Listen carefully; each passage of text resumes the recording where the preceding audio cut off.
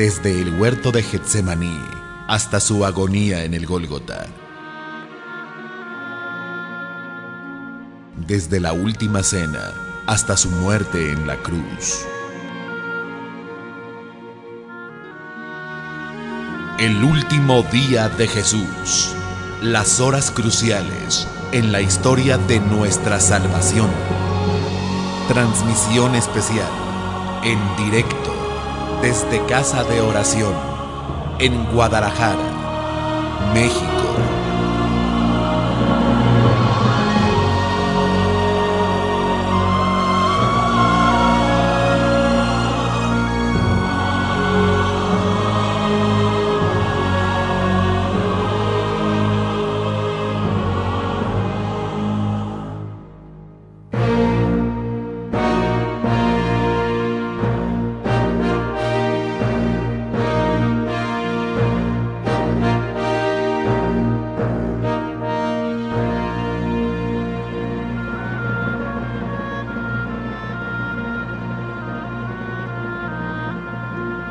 Darles una cordial bienvenida a todos ustedes que decidieron venir en esta reunión especial, y a todos los que nos escuchan por internet.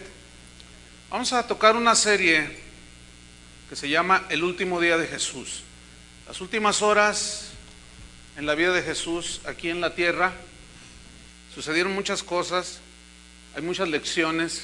La historia de nuestra salvación se escribió en ese último día de Jesús. Este es el tema número 1 de esta serie. Se titula Su hora había llegado. Su hora había llegado.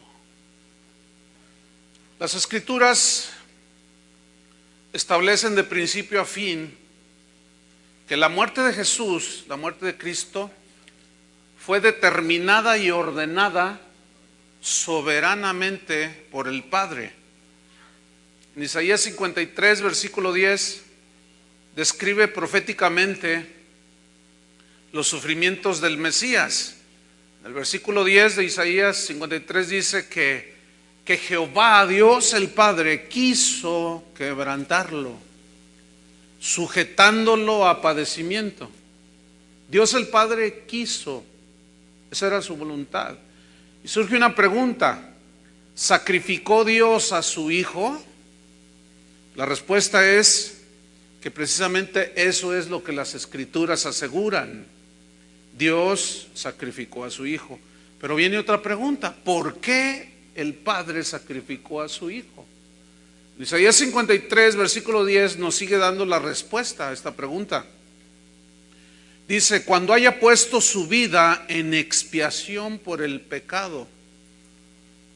El vocablo expiación significa limpiar el pecado, significa perdonar el pecado. Entonces Dios, el Padre, tenía el propósito de perdonarnos en Cristo, de limpiar todos nuestros pecados, echarlos a lo profundo de la mar, pero esto tenía que ser a través del Cordero de Dios, de Jesús. Dice la Biblia, en Apocalipsis, y Pablo habló también en una de sus epístolas, que refiriéndose al Cordero que había sido inmolado aún desde antes de la fundación del mundo. ¿Qué significa eso? Que en la mente de Dios siempre estuvo el salvarnos, el rescatarnos. El Cordero que fue inmolado desde el principio del mundo, dice en Apocalipsis 13:8.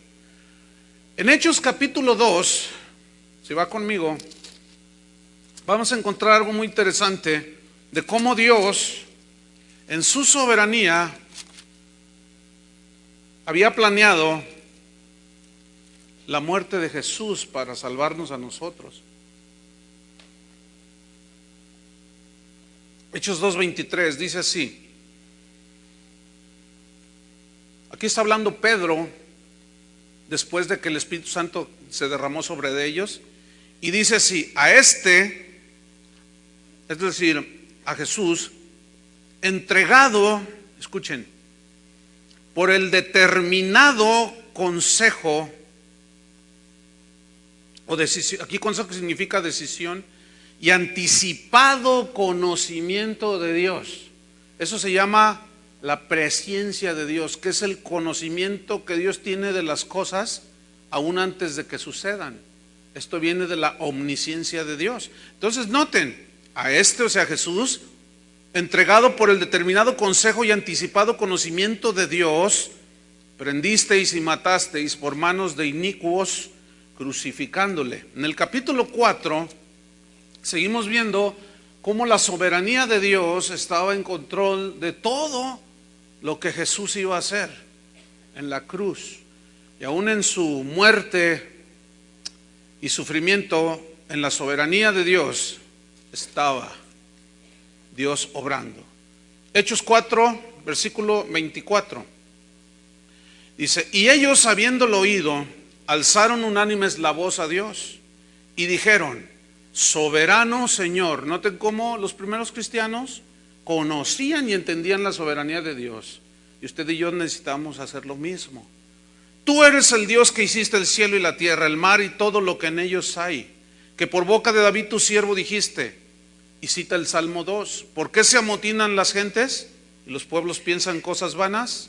Se reunieron los reyes de la tierra y los príncipes se juntaron en uno contra el Señor y contra su Cristo, porque verdaderamente se unieron en esta ciudad contra tu santo Hijo Jesús, a quien ungiste.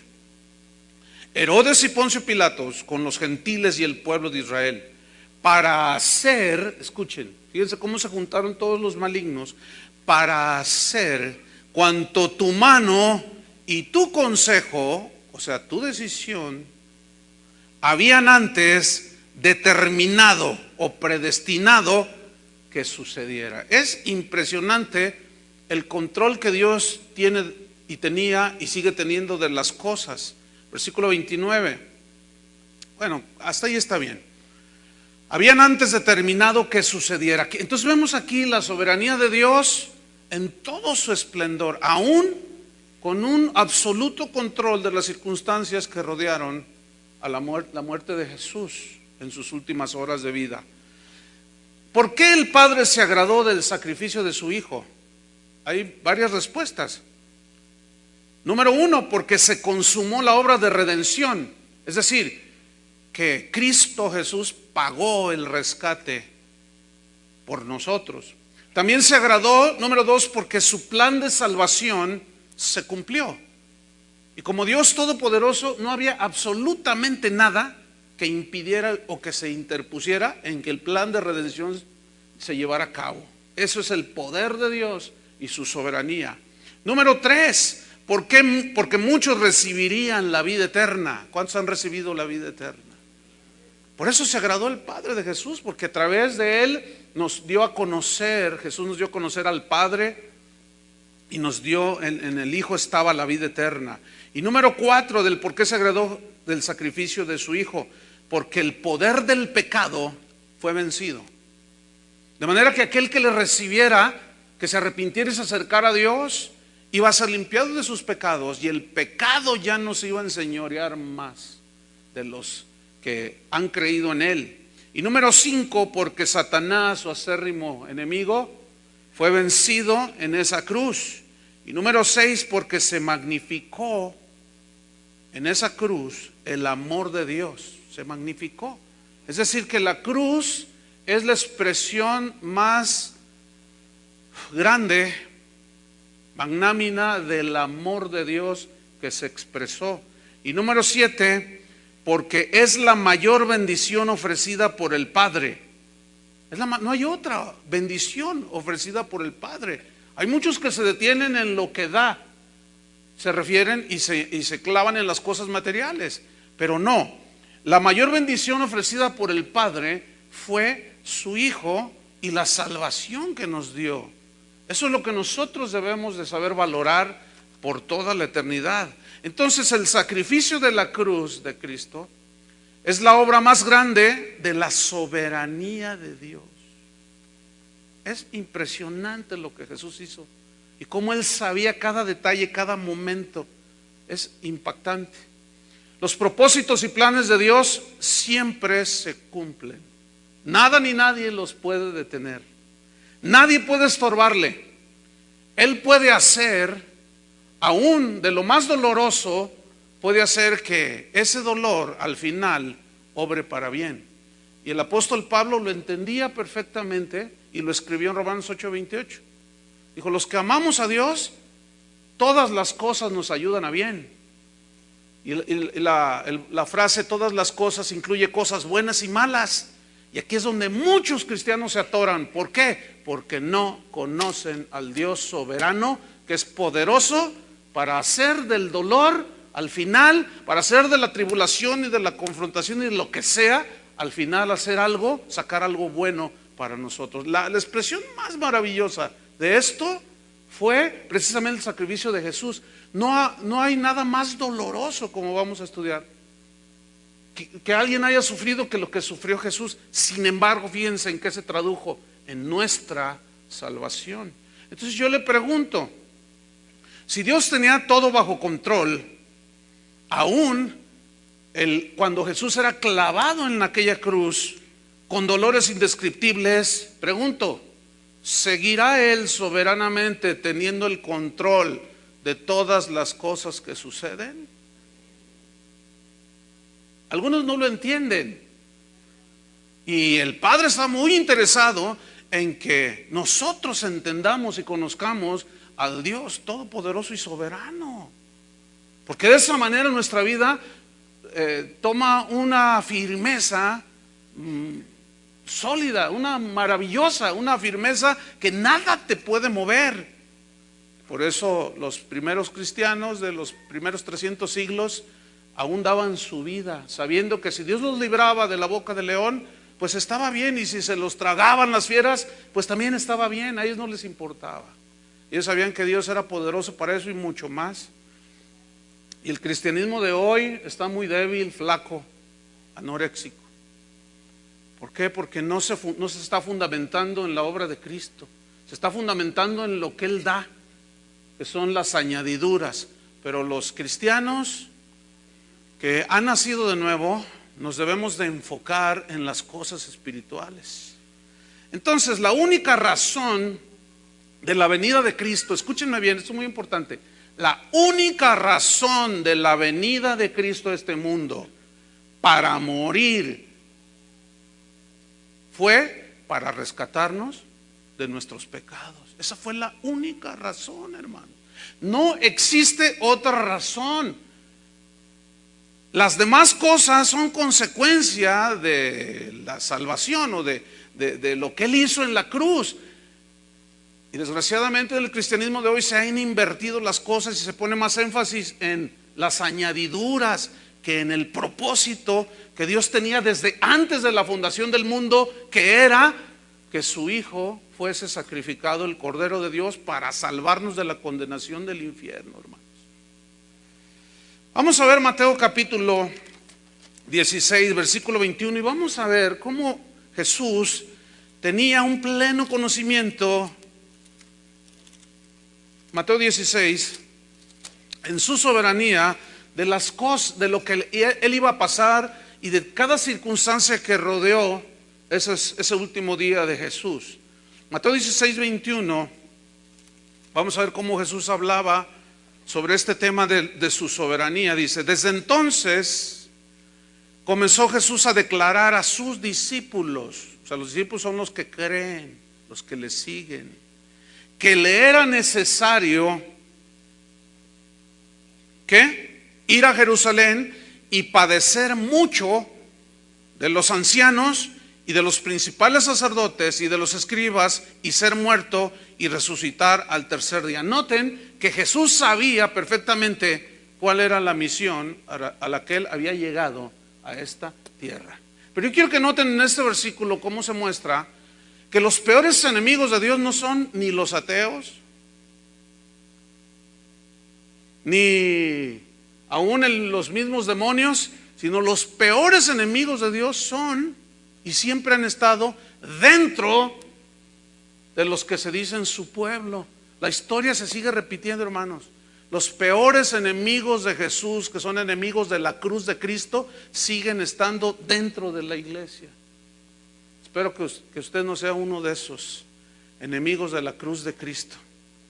Entonces vemos pues cómo Jesús sabía lo que él iba a vivir. Tenía pleno conocimiento. En Mateo 17, versículo 22, dice: estando ellos en Galilea, Jesús les dijo: el Hijo del Hombre será entregado en manos de hombres. Noten pues cómo él ya sabía. Noten cómo su mensaje a este respecto no era de las cosas materiales que él podía darnos. Él hablaba de su muerte, de su agonía, de su sacrificio, que era lo que le importaba, porque a través de esa muerte, usted y yo íbamos a tener acceso al Padre por toda la eternidad. En Mateo capítulo 20, versículo 17, Jesús sigue hablando y vemos cómo tenía total control de esta situación. Mateo 20, versículo 17, dice: subiendo Jesús a Jerusalén, tomó a sus 12 discípulos aparte en el camino y les dijo: he aquí subimos a Jerusalén, y el Hijo del Hombre será entregado a los principales sacerdotes y a los escribas, y le condenarán a muerte. Yo quiero que note usted cómo él sabía perfectamente. Él nunca tuvo dudas al respecto del por qué había sido enviado por el Padre. Jamás. Versículo 19: y le entregarán a los gentiles para que le escarnezcan, se burlen de él, significa, le azoten y le crucifiquen, mas al tercer día resucitará. Entonces el plan soberano de Dios estaba a punto de cumplirse. Juan dice que a lo suyo vino y los suyos no le recibieron. ¿A qué era lo suyo? A sacrificarse, a ofrecerse en sacrificio al Padre por nosotros. Pero los suyos, ¿quiénes eran los suyos aquí? El pueblo judío. No le recibieron. Mas a todos los que le recibieron, a los que creen en su nombre, les ha dado la potestad, el poder de ser hechos hijos de Dios, sean judíos o sean gentiles. Entonces el plan soberano de Dios estaba a punto de cumplirse. Los planes de los asesinos no eran ignorados por Dios, y mucho menos por Jesús, que él era el que sabía que había venido, y él mismo lo profetizó y lo habló. Seré entregado, los principales, los que están dentro del templo, esos me van a apresar, me van a juzgar injustamente, me van a dar una sentencia de muerte, me van a matar, me van a entregar a los gentiles. Esto es tremendo, hermano. El hecho de que Jesús sabía en su omnisciencia todo lo que iba a suceder. Vemos otra vez al Dios soberano hablando con una seguridad pasmosa de lo que le iba a suceder. Entonces los planes de estos no eran ignorados por Jesús. Veamos Mateo 26, versículo número 3. Mateo 26, 3. Dice: entonces los principales sacerdotes, los escribas y los ancianos del pueblo se reunieron en el patio del sumo sacerdote llamado Caifás.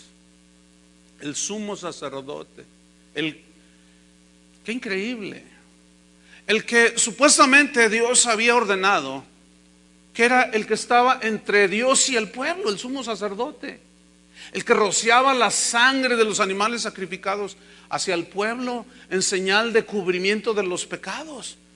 Ese hombre conocía el Antiguo Testamento, leían las Escrituras, leían del Cordero de Dios, leían del Mesías, pero cuando se presentó no creyeron. Esta historia es increíble. Luego dice en el versículo número 4: y tuvieron consejo, o sea, se juntaron, empezaron a dialogar entre ellos para prender con engaño a Jesús y matarle. Versículo 5. Pero decían, note bien lo que decían en su tramar la muerte de Jesús: no durante la fiesta, para que no se haga alboroto en el pueblo. No durante la fiesta. O sea, ellos hicieron sus planes. Dijeron, lo vamos a apresar y lo vamos a matar, pero no durante la fiesta de la Pascua se refiere. No. Hay un refrán por ahí, un dicho sabio que dice que el hombre propone y Dios dispone. Por eso la Biblia dice, no digas, mañana voy a ir a este lado y voy a hacer este negocio, voy a hacer aquello. Más bien deberíais de decir, si Dios quiere, iré y haré esto o aquello. ¿Por qué? Porque Dios es el único que conoce todas las cosas. Y sus planes de ellos eran, pero no durante la fiesta, porque tenían a Jesús, el pueblo lo tenía en ese momento como un profeta. Algunos ya habían confesado que él era el Mesías. Pero no durante la fiesta para que no sea alboroto. Eso es lo que ellos planearon. Eso es lo que ellos habían decidido hacer, no durante la fiesta. Sin embargo, aún la hora de la muerte de Jesús no llegaba. Estaba predeterminada ciertamente por el Padre, donde mostraba de nuevo todo el esplendor de su inviolable soberanía. Cuando Jesús nació, Herodes, que había escuchado que había nacido el rey de los judíos, quiso matarlo, mandó matar todos los niños. Mateo nos refiere esa historia, pero todavía no había llegado su hora. Y mandó matar a todos los niños de 1 año para abajo. Sin embargo, no estaba en el plan de Dios, no lo logró. ¿Por qué? Porque no estaba en el plan de Dios. En la sinagoga, cuando Jesús entró ahí en Lucas capítulo 4 y comenzó a leer, el Espíritu del Señor está sobre mí por cuanto me ha ungido para dar buenas nuevas a los pobres, predicar las buenas noticias, vista a los ciegos, etcétera. Dice que tomó el rollo, lo enrolló, el rollo de las escrituras, lo dejó, se lo entregó al ministro y les dijo, hoy se ha cumplido delante de vosotros esta escritura. Y aquella sinagoga se cimbró. Se cimbró porque lo que él estaba leyendo era precisamente unas escrituras que hablaban contundentemente de quién era el Mesías. Entonces cuando él dice, hoy se ha cumplido delante de vosotros, aquello se cimbró porque dijeron, miren, los que estaban en aquella sinagoga fueron testigos de la manifestación pública del Mesías. Sin embargo, dice la Biblia ahí en Lucas 4, 29 y 30, que empezaron a crujir los dientes y comenzaron a enojarse los principales y algunos otros de entre la sinagoga, y dice que los salieron fuera de la sinagoga y lo llevaron rumbo a un lugar para despeñarlo. Pero dice claramente en el versículo 30 que Jesús pasó en medio de ellos. Es decir, no lo pudieron tocar, no pudieron hacer nada. ¿Sabe por qué? Porque aún no había llegado su hora. Esa misma soberanía y poder absoluto que Dios tiene sobre las circunstancias, la sigue teniendo sobre nuestras vidas, hermano. Por eso los cristianos no debemos tener temor de nada. Porque si Dios no lo permite, no va a pasar nada. Y si lo permite, Él tiene un propósito. Con Dios no perdemos, hermano. A Él no se le escapa. A veces nosotros oramos, Señor, ¿qué no has visto cómo estoy? No, fíjese que no ha visto, Seguramente se durmió el Señor por allí, ¿verdad? ¿Qué no has visto que tengo necesidad? No, pues a lo mejor estaba atendiendo a los cristianos allá en Rusia o qué sé yo. Y pues México es tercer mundo. Y pues cómo se va Él No, hermanos, ese no es el Dios que nosotros tenemos. El Dios que nosotros tenemos tiene control de absolutamente todas nuestras circunstancias. Escuche, de una manera personal. Por eso Jesús enfrentó la muerte. Él sabía que su vida corría peligro, pero nunca se atemorizó de enfrentarlo. ¿Por qué? Porque Él sabía que todavía su hora no había llegado. Él sabía en su soberanía que iba a haber un momento en que su hora iba a llegar, la hora de su muerte. Entonces ellos tramaron y dijeron, pero no durante la fiesta, para que no haya alboroto. Pero justamente ese era el plan de Dios, que muriera justamente ¿cuándo? En la Pascua. Fíjese nada más. Nada ni nadie es capaz de alterar los planes soberanos de Dios. Absolutamente nadie. En Lamentaciones de Jeremías capítulo 3, versículo 37 dice: ¿quién será aquel que diga que sucedió algo que el Señor no mandó? ¿Quién será aquel que diga que sucedió algo que el Señor no mandó? A veces los cristianos pensamos que Dios, no sé, pues será por nuestra humana debilidad, yo le atribuyo a eso, de que pensamos como que Dios no tiene control de todas las cosas que suceden alrededor del mundo.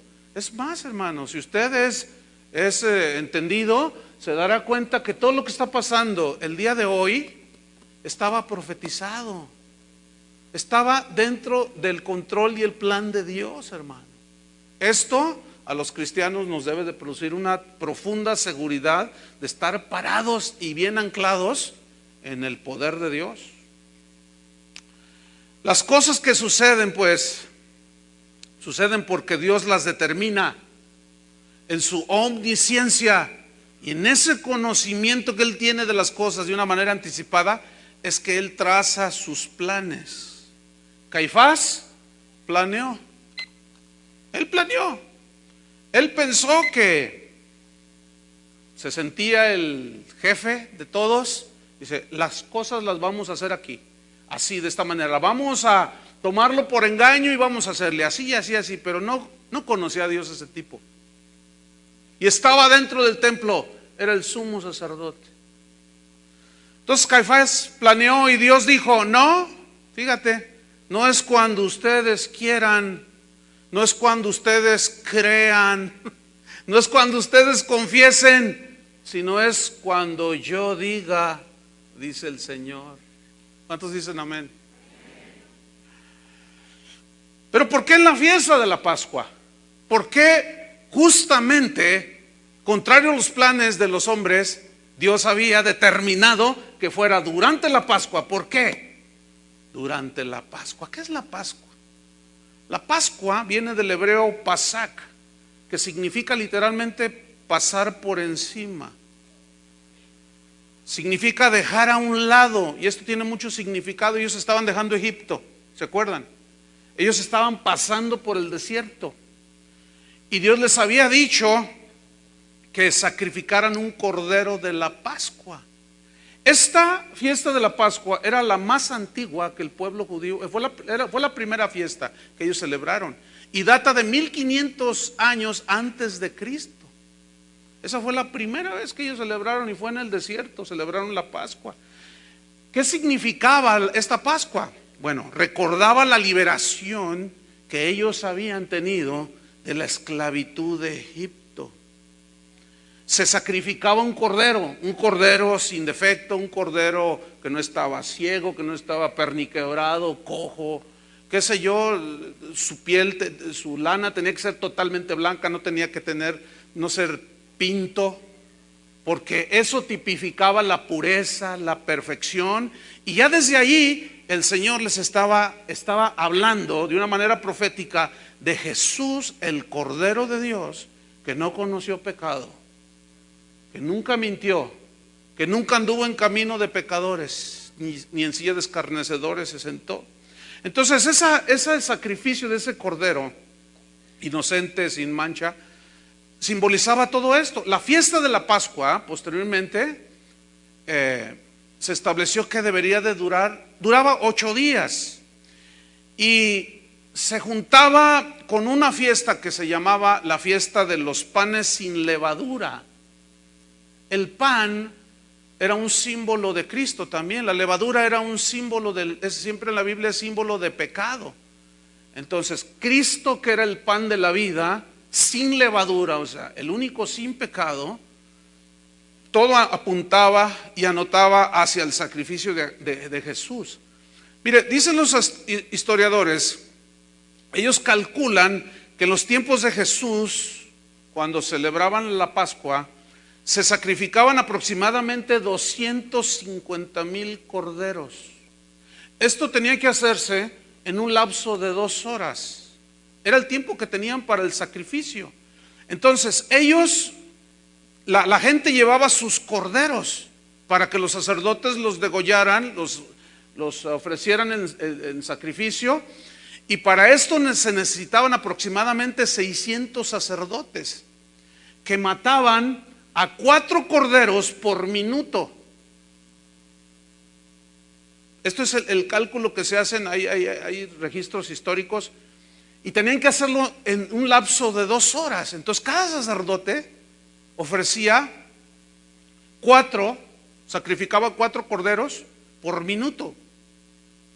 Los degollaban, la sangre corría, era como un río impresionante de sangre, que según historiadores dicen que desembocaba este arroyo de sangre. Imagínense, 250,000 animalitos. Desembocaba en un arroyo que se conocía como el arroyo del Cedrón, cuyas aguas se teñían de un rojo, pero un rojo brillante, y parecía un río de sangre. Esto era un recordatorio del precio del pecado, que apuntaba al derramamiento de la sangre de Cristo, que iba a correr, ¿sí? E iba a limpiar los pecados de todos aquellos que reconocieran su verdadera condición. Entonces, la sangre de esos animales no podían quitar ni borrar los pecados,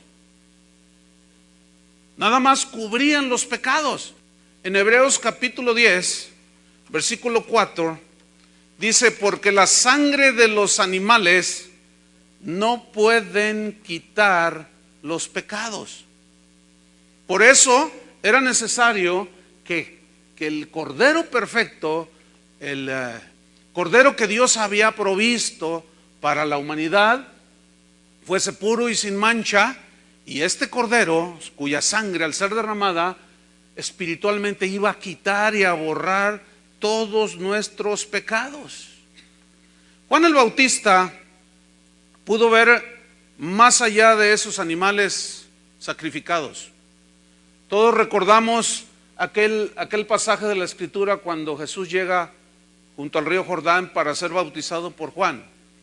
Y cuando lo vio, dice que la Escritura, que Juan el Bautista dijo: he aquí el Cordero de Dios que quita el pecado del mundo. Y este vocablo quita viene del griego airo, que significa borrar. Entonces los que estaban allí junto al río Jordán, cuando escucharon que Juan el Bautista dijo: este es el Cordero de Dios, los que estaban presenciando allí, los que estaban ordenados para vida eterna, los que Dios ya conocía que iban a creer, les fue revelado en ese momento el Cordero de Dios que quita, que borra los pecados del mundo. Seguramente en las mentes y en los corazones de muchos de esos que estaban ahí haciendo filas para ser bautizados por Juan el Bautista, corrió por su mente, así como una película, todos esos años en los cuales ellos iban al templo y llevaban su cordero que tipificaba al Mesías que iba a ser sacrificado, y corrió así como una película. De manera que nosotros estamos viendo la realidad, nosotros estamos siendo testigos de la manifestación visible del Cordero de Dios. Qué momento tan más maravilloso para los que creyeron. Pero no quisiera estar en los botines o en los guaraches, porque usaban guaraches, sandalias, de aquellos que viendo al Cordero de Dios no creyeron en él. Qué cosa tan más espantosa aquel día, llegar enfrente de Dios y decir: pues es que yo no quise nada con ese Cordero, quise seguir con mis sacrificios que nunca pueden quitar los pecados.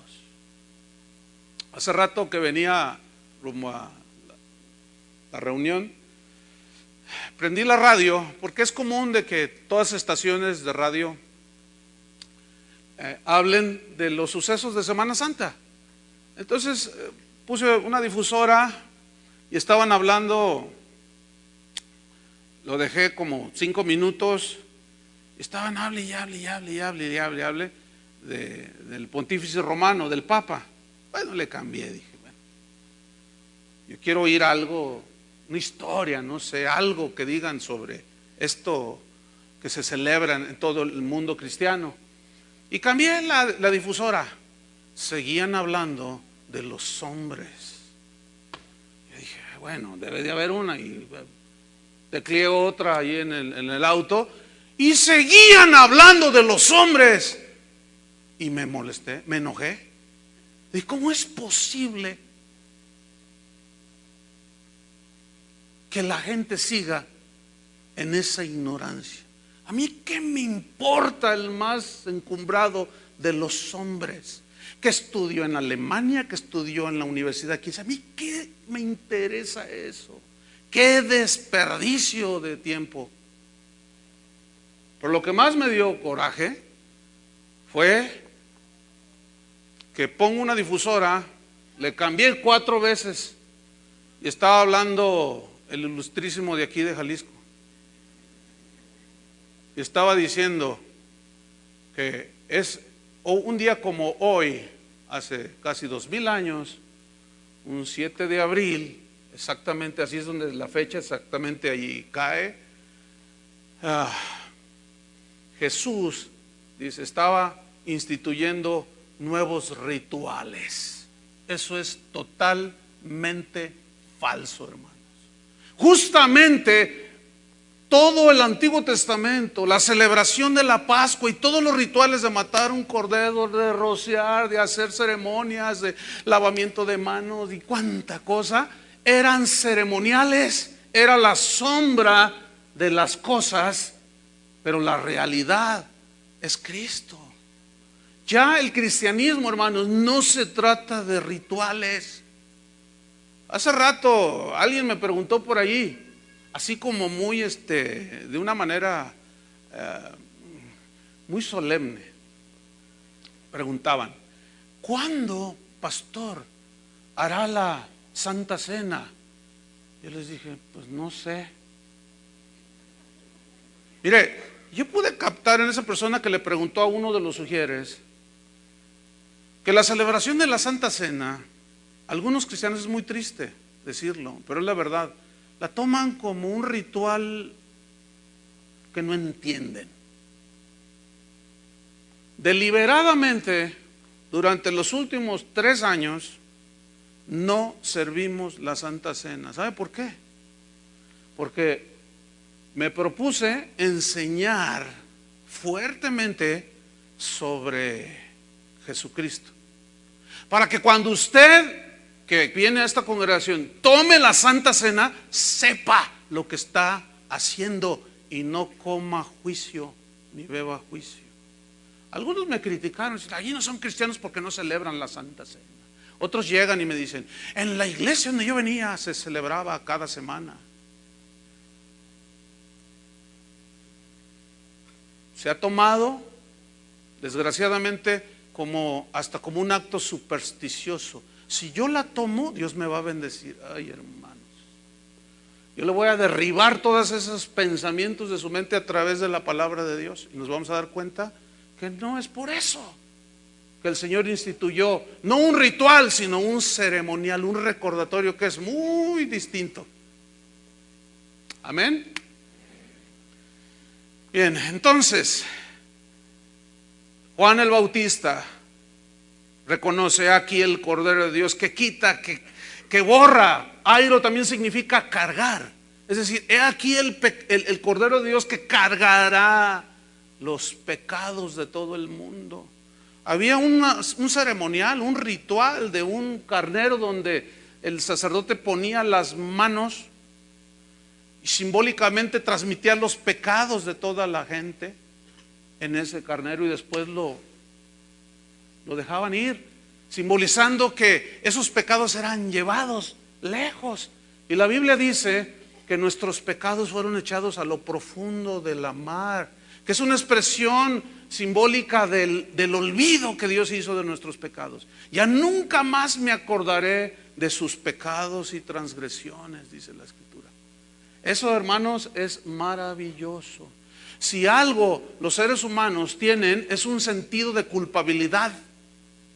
Pero la psicología actual habla de que no sientas esa culpabilidad.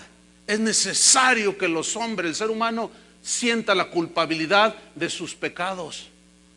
Por eso, hermanos, cuando la psicología que ha penetrado la iglesia trata de quitar la culpabilidad sin que la sangre de Jesús limpie los pecados de las personas, es lo peor que se les puede estar haciendo a las ovejas. Y ninguna condenación, dice, para los que están en Cristo Jesús, cuando algunos y muchos, diría yo, de los que están oyendo no han nacido de nuevo. Eso es trágico, hermanos. ¿Cómo van a nacer de nuevo si no se les predica a lo que vino Cristo? Si no se les predican las consecuencias de la salvación y todo es bendición y bendición y bendición y cosas y más cosas. Eso es trágico, hermano, para mucha gente. Entonces el Cordero de Dios que quita el pecado, que cargó los pecados y que borró el pecado del mundo. Entonces, veamos que Jesús comienza a preparar la Pascua. Vamos a Mateo capítulo 26, versículo 18. Mateo 26, 18.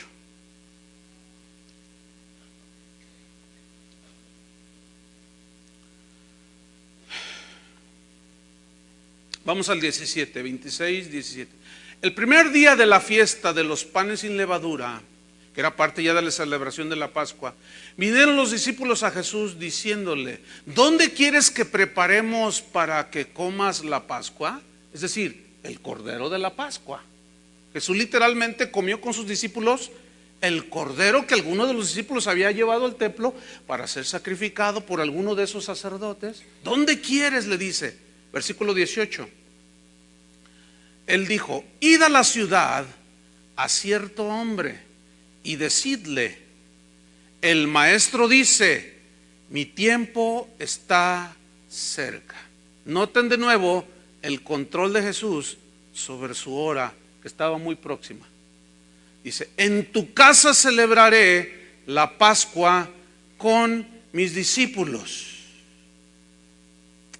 Es increíble, pero en otro de los evangelios le dice a sus discípulos: miren, vayan y se van a encontrar a un hombre, van a ver a un hombre con un cántaro que lleva sobre la cabeza. Síganlo, él les dirá dónde se va a celebrar la Pascua. Entonces, qué increíble, hermano, qué detalle tan más. Aparentemente no tiene nada ese episodio. Van a ver a un hombre con un cántaro en la cabeza y lo siguen, y él les va a decir dónde quiero celebrar la Pascua.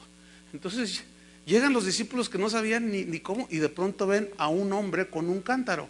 El asunto es que en ese cántaro llevaba agua, y el cargar agua no era propiamente una actividad de los hombres. Las mujeres eran las que iban a sacar agua del pozo. ¿Se acuerdan de la samaritana? Eran las mujeres que hacían esa labor como una tarea del hogar. Entonces era una actividad propia de las mujeres. Sin embargo, Jesús, qué increíble, hermano, sabía que un hombre iba a llevar, a lo mejor su esposa estaba enferma, no lo sabemos, y lleva el cántaro en la cabeza, y los discípulos van así, y de pronto yo me imagino a los discípulos: oye, Juan, Pedro, qué increíble, mira, ahí va un hombre con un cántaro en la cabeza. Yo me imagino a los discípulos, tal vez, no, o sea, estoy especulando, obviamente, pero se puede pensar, cabe este pensamiento así como: oye, qué increíble, ¿no, Pedro? Juan, es que ¿cómo es posible que Jesús hasta el mínimo detalle tiene control? Hasta el mínimo detalle sabe las circunstancias aún de que un hombre lleva un cántaro en la cabeza. Entonces ellos se acercan con él y le dicen: el Señor quiere celebrar la Pascua. ¿En dónde se va a celebrar? Qué increíble. En Lucas 22, señalo de Mateo 26, 18, cuando el maestro dice: mi tiempo está cerca. Pero en Lucas 22, versículo 15, Lucas 22, 15, Ahí Jesús se reúne en ese aposento preparado para que se celebrara esa Pascua. Lucas 22, versículo número 15. En el 14 dice: cuando era la hora, se sentó a la mesa y con él los apóstoles. Este versículo dice que se sentó a la mesa y con él los apóstoles. Y en nuestra cultura actual tenemos la idea y la imagen de que se sentó en una mesa como las de nosotros, que hoy usamos. No, así no era. Eran unas mesas muy bajitas que medían unos 40 centímetros, eran muy cortitas, pero en el suelo ponían unos como almohadones. Entonces ellos se recostaban o se sentaban y de ahí tomaban. Así era en aquel tiempo. Entonces dice que se sentó a la mesa y con él los apóstoles, versículo 15. Y les dijo: cuánto he deseado comer con vosotros esta Pascua antes que padezca. Nosotros lo leemos así como cuánto he deseado, pero habla de, imagínate, escúchame bien, si esto estaba planeado aún desde antes de la fundación del mundo y Jesús lo sabía, entonces ahí cobra más significado cuando él dice: cuánto he deseado comer con vosotros. ¿Con quién? Con sus discípulos. ¿Cuánto he deseado comer esta Pascua? Estaba a punto de cumplirse una de las profecías más impresionantes. ¿Cuánto he deseado? Porque en ese momento del sacrificio de Jesús o previo, cuando él establece la Santa Cena, estaba ya diciendo que todo eso quedaba en el pasado, todos los simbolismos, y que la realidad la estaban viendo Cristo. Entonces por eso les dice: cuánto he deseado, cuánto he anhelado comer con vosotros esta Pascua antes que padezca. Y si ustedes notan, está con signos de admiración, lo cual habla de un énfasis en la expresión de Jesús, diciendo: cuánto he deseado comer con vosotros esta última Pascua. Última. Ya no iba a haber más celebración de la Pascua, aunque los judíos que no creyeron lo siguen haciendo, siguen esperando. Llegó, murió, se fue y todavía lo siguen esperando, aunque hay muchos judíos llamados mesiánicos que han creído y el Espíritu Santo les ha revelado que Jesús era el Mesías. Entonces les dice: cuánto he deseado comer con vosotros esta Pascua antes que padezca. El verdadero Cordero estaba a punto, hermanos, de ser sacrificado. Eso es algo extraordinario, hermanos. 12 discípulos estaban con él. 12 que decían que lo iban a seguir hasta el final. Mateo 26, versículo 20. Mateo 26, versículo 20. Dice así: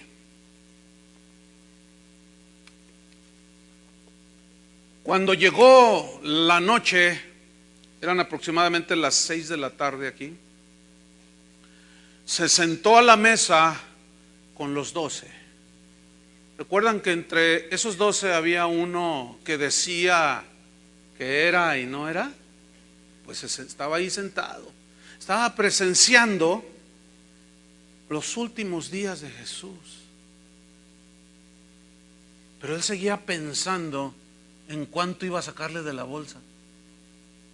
Estaba presenciando uno de los actos más maravillosos de la soberanía de Dios, pero su mente, aunque estaba allí, su mente estaba en las 30 monedas de plata que le iba a recibir como pago a su traición. Miren, los no nacidos de nuevo pueden estar aquí y tienen su mente volando por todos lados. Así son. No pueden tener un momento de seriedad. ¿Cómo la van a tener si no son nacidos de nuevo? Dicen que creen como los demonios también creen, pero su corazón está lejos.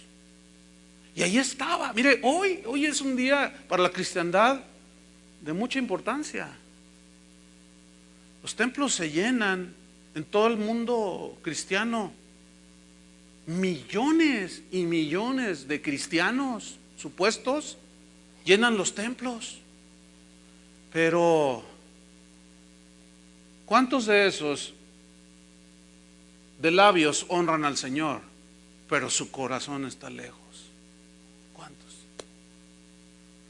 Y Jesús profetizó de todos esos y dijo, se escribió, Isaías lo dijo, este pueblo de labios me honra, porque su corazón está lejos de mí. Usted puede venir e ir a cualquier iglesia y visitar 7 templos y comer empanadas y no sé cuánta cosa. Fíjese, uno de los locutores que venía escuchando, que estaba dirigiendo los supuestamente eventos de Semana Santa, decía, hay una de las tradiciones que todo mundo le alegra en el corazón, es el comer empanadas afuera de los templos. Qué desesperación, ¿no? Qué desesperación. ¿Será que a eso vino Cristo? Para que después uno entre al templo y después esté pensando irse a devorar unas tristes empanadas de piña, ananá dicen en Centroamérica y en Sudamérica. ¿Será eso, hermanos? Qué desperdicio. Yo me quedo a veces sin habla. Digo, ¿cómo es posible tanta ceguera? ¿Cómo es posible tanta ceguera? Porque se han alejado de las Escrituras. ¿Cuánto he deseado comer esta Pascua con vosotros? Cuando llegó la noche, se sentó a la mesa con los 12. ¿Qué más dice? Se sentó a la mesa con los 12. Ahora, cuando ellos se sientan a la mesa, acuérdense que Jesús les había dicho, vayan y preparen la Pascua. Había una serie de cosas que ellos tenían que preparar. Entonces, cuando Jesús llega al aposento donde celebraron la Pascua, pues los discípulos ya tenían preparada la mesa. Se entiende que ya estaba el cordero ahí, cortado en pedazos para comerlo también. Pero aparte del cordero, literal, ellos en algunas charolas ponían panes sin levadura, ¿sí? Pero también ponían copas con vino, y también en otros platos ponían hierbas amargas. Bien, estos elementos que formaban parte de la celebración de la Pascua, es obvio que tenían su significado, que había un simbolismo, eran como una sombra de algo que en el corazón de Dios iba a suceder esa noche del 7 de abril del año 30 después de Cristo. No voy a explicar eso porque sería perder un poco de tiempo. Por la cronología, 3-4 años de error, pero fue en el año 30 después de Cristo. Un 7 de abril, eso sí es exacto. Eran las 6 de la tarde y estaba el cordero de la Pascua que había sido sacrificado, los panes sin levadura. Jesús había dicho en aquel discurso de Juan 6, vuestros padres, les dijo a los suyos, comieron el pan en el desierto. Moisés no les dio el verdadero pan del cielo. Yo soy el verdadero pan del cielo. El que no come de este pan no tiene parte conmigo. Entonces los discípulos o los que lo estaban oyendo allí en Juan capítulo 6 estaban diciendo, ¿cómo ay, sí se cree el pan divino? Que justamente eso es lo que Jesús aseguró que era el pan de la vida. Entonces esos panes que estaban allí en esa mesa simbolizaban ¿a quién? A Cristo. Ya lo expliqué hace un momento. La levadura era lo que mezclaban con los panes para que leudara y ensanchara el pan. Pero esta levadura, que siempre en la Escritura, la mayoría de las veces, simboliza el pecado, ¿sí? No debía de tener ese pan levadura, que era símbolo del pecado. Entonces estaba ahí ese pan que simbolizaba a Cristo sin levadura, pero también estaba el vino, y el vino en la Escritura simboliza el gozo de Dios. Fíjese, nosotros ahora nos podemos gozar sin la levadura. No sé si me explico. Tenemos el gozo del Señor sin tener que participar de la levadura o del pecado. Entonces ese vino simbolizaba el gozo de Dios. Simbolizaba también que esa noche Jesús le dio un nuevo sentido. Simbolizaba la sangre del cordero que iba a ser derramada. Ellos tenían un cordero allí cuya sangre había sido derramada un par de horas atrás. Y ahí estaban todos esos elementos, pero también había hierbas amargas. Estas hierbas amargas simbolizaban lo amargo de la esclavitud que ellos habían pasado en Egipto, lo amargo de la salida y del atravesar el desierto. Y esto habla de la misma vida de Jesús, pero también habla de la vida cristiana. De la vida de Jesús, porque por el gozo puesto delante de él sufrió la cruz, dice en Isaías. Sufrió el desprecio por el gozo puesto delante de él. O sea, hay un gozo, un óleo de alegría que llenaba el corazón de Jesús por hacer la voluntad de su Padre. El hacer tu voluntad, Dios mío, dijo Jesús, me ha agradado. Y esa frase, me ha agradado, me produce una profunda felicidad. Hacer tu voluntad, Padre. Pero también tipifica el sufrimiento y la agonía de Cristo, las hierbas amargas. Entonces hay una combinación ahí de dulzura, de gozo, con la amargura del sufrimiento y de la esclavitud y cuanta cosa. Pero también es un simbolismo, tiene una aplicación a la vida espiritual. Hermanos, la vida cristiana, no todos son momentos amargos, pero tampoco todos son momentos de gozo y de alegría. Tiene que haber una combinación. Ellos comían el cordero, tomaban el pan y con las hierbas amargas hacían una especie de salsa, vamos a llamarlo así, con algunos otros elementos que le ponían, granada, algunas frutas, y hacían esta especie de salsa. Entonces ellos tomaban el pan sin levadura y la metían en esa salsa y luego comían y tomaban del vino.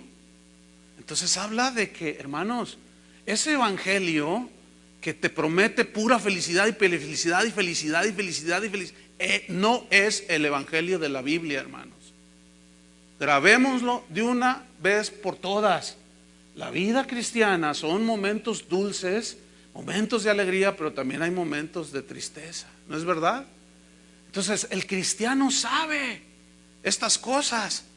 Y los discípulos estaban entendiendo, bueno, no totalmente, como vamos a ver en la segunda enseñanza después de esta, que tendremos un receso. Vamos a ver cómo ellos no entendían lo que Jesús estaba haciendo ahí en ese momento que les estaba lavando los pies. Jesús les dijo, lo que yo hago no lo entienden ahora, pero lo entenderán después. Sin embargo, sí tenían una medida de revelación y de entendimiento. Veían el cordero y veían a Jesús. Algunos de ellos habían visto posiblemente que el Bautista dijo, este es el Cordero de Dios, y lo veían destrozado ese cordero, y luego miraban a Jesús y luego miraban el pan sin levadura, pan, Cristo, miraban a Cristo, el que nunca conoció pecado, nunca halló engaño en su boca, Pedro escribió después. Y luego miraban el vino, la alegría, el gozo con el Señor de verlo, pero unos momentos después iba a ser todo amargo. Pedro iba a negar a Jesús, los discípulos iban a correr, iban a comer del pan metido en las hierbas amargas. Hermanos, las pruebas en la vida cristiana a veces nos traen amargura, a veces tropezamos, nos trae dolor. Ayer recibí un correo que me impactó, no sé quién sea, no la conozco, pero decía, la soberanía de Dios no la entiendo, dice, y menos cuando acabo de sepultar a uno de mis pequeños. Entonces asumo que acaba de morir uno de sus hijos. Dice, sin embargo, la fe me ha mantenido firme. Yo dije, qué tremendo. No todos logran expresarse de esa manera, hermanos. No todos logran decir cuando viene el momento de amargura, estoy en un momento amargo, pero la fe, decía, pastor, me tiene firme. No puedo entender por qué Dios se llevó a mi hijo, pero la fe me tiene firme, me tiene sólida. No era mucho lo que me mandó ahí en ese correo. Qué increíble, hermano. ¿Por qué? Porque no todos tienen la misma revelación. No todos buscan de Dios. Hay cristianos muy superficiales que se contentan con cualquier bolsa de papas fritas, con una lata de Coca-Cola. Y están mal alimentados. Les viene el problema, les viene el momento de amargura y no saben qué hacer. Se turban todos. Y empiezan hasta a blasfemar algunos, pero otros se mantienen sólidos. Cuando llegó la noche se sentó a la mesa con los 12. Los discípulos pues tenían todo allí ya. Faltaban, hermanos, unas cuantas horas para la consumación de la historia de nuestra salvación. Faltaban unas cuantas horas para que se consumara todo aquello que el Señor había deseado que un día se diera. Su hora había llegado. Desde el huerto de Getsemaní hasta su agonía en el Gólgota. Desde la última cena hasta su muerte en la cruz. El último día de Jesús. Las horas cruciales en la historia de nuestra salvación. Transmisión especial en directo desde Casa de Oración en Guadalajara, México.